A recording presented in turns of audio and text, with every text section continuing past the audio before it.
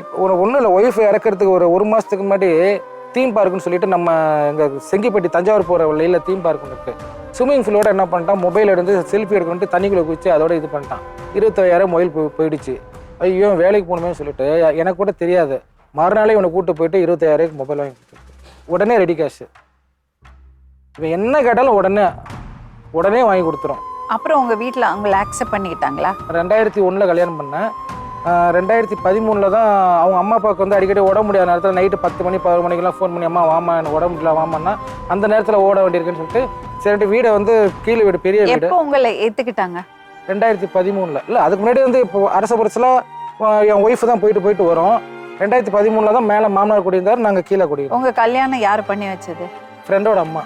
அப்பா அம்மாலாம் வரல? இல்லை. உங்கள் வீட்டில்? இல்லை வரல, யாருமே வரல. அதுக்கப்புறம் இப்போ இவர் பிறந்தது எங்க?